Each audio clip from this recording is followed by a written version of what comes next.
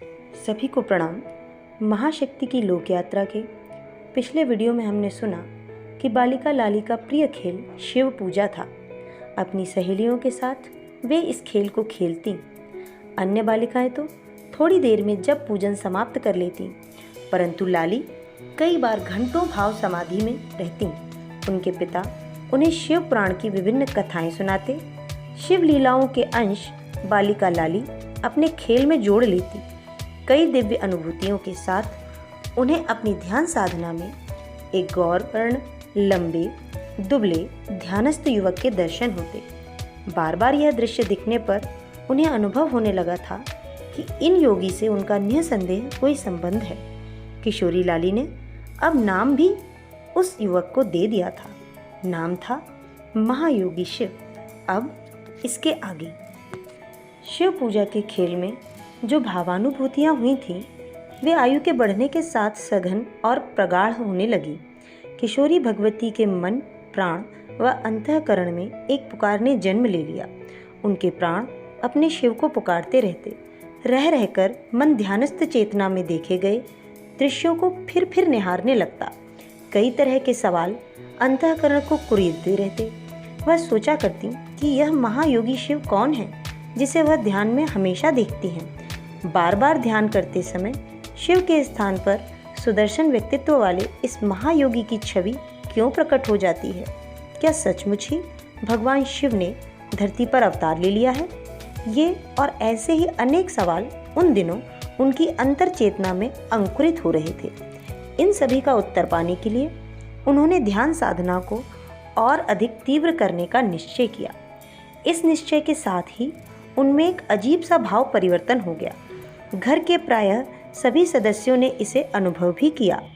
इन दिनों उनकी दिनचर्या बड़ी ही अस्त व्यस्त हो गई, लेकिन इस बाह्य अस्त व्यस्तता में एक आंतरिक सुव्यवस्था साकार हो रही थी।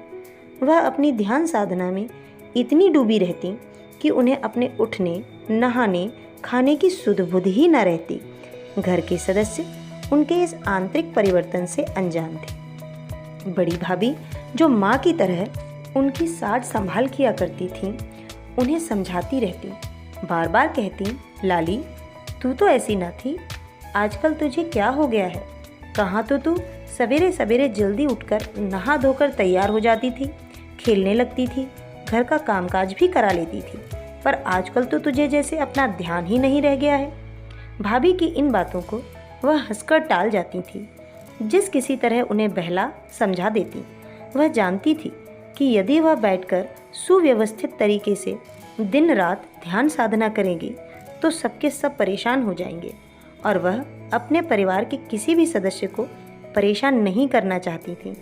इसीलिए उन्होंने यह अनूठा तरीका निकाला था। वह दिन प्रतिदिन ध्यान साधना की गहरी भावदशा में खोती जा रही थी।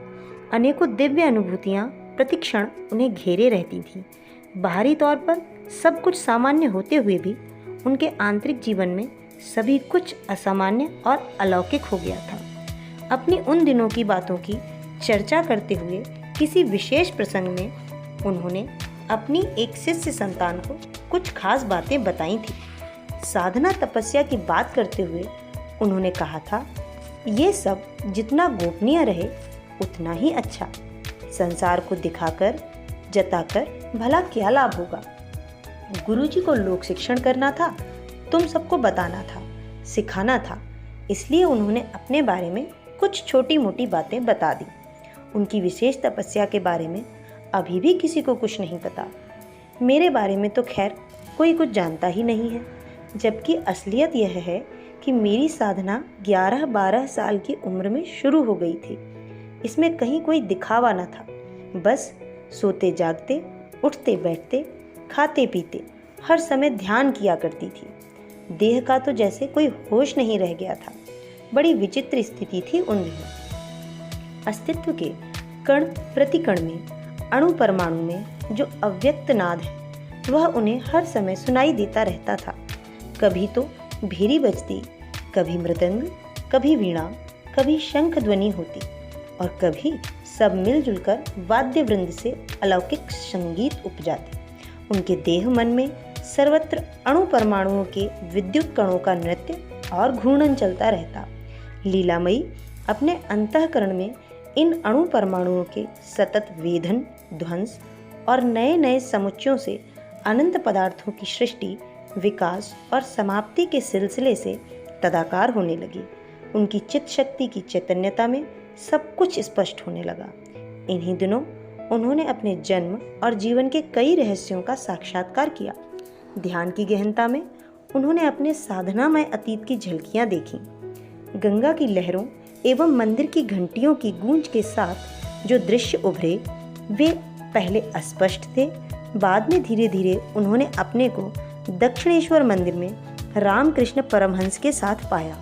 उन्हें ऐसा लगा जैसे कि वे परमहंस देव के साथ उनके भक्तों व शिष्यों के साथ घिरी हैं। सभी उन्हें माँ माँ कहते हुए भक्तिपूर्वक प्रणाम प्रणिपात कर रहे हैं। इस अद्भुत दृश्यावली में वह कितनी देर खोई रही कुछ पता ही न चला।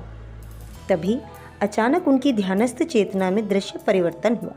गंगा की लहरों और मंदिर की घंटियों की गूंज अभी भी यथावत थी, बस अन्य दृश्य बदले। ऐसा लगा जैसे वह बनारस में कहीं है। संत कबीर के ताने बाने के साथ उनके जीवन का ताना बुना हुआ है। वह अक्कड़ फक्कड़ कबीर के साथ हैं। अनेकों सामान्य जन उन्हें श्रद्धा की दृष्टि से देख रहे हैं। उनकी झोपड़ी के पास सच्चे योगी, गरीब, अनपढ़ सब एक साथ संत कबीर से ज्ञान पाने के लिए आए हैं। ध्यान की गहनता में उभरे इन दृश्यों को वह निहारती रही। इस काल शून्यता में काल बोध का कोई प्रश्न ही न था। दृश्य परिवर्तन यहाँ भी थे। चित्त शक्ति का लीला विलास यहाँ भी सक्रिय था। ध्यान की इस भावभूमि में उन्हें प्रत्यक्ष हुआ कि जो कबीर थे वही श्री रामकृष्ण परमहंस रहे और वही अब वह महायोगी हैं जो उन्हें वर्षों से दिखाई दे रहे हैं। इन्हीं के साथ उनके अपने भविष्य की डोर बंधी है। बीते 2 जन्मों का सुपरिचित सानिध्य उन्हें इस जीवन में भी मिलने वाला है।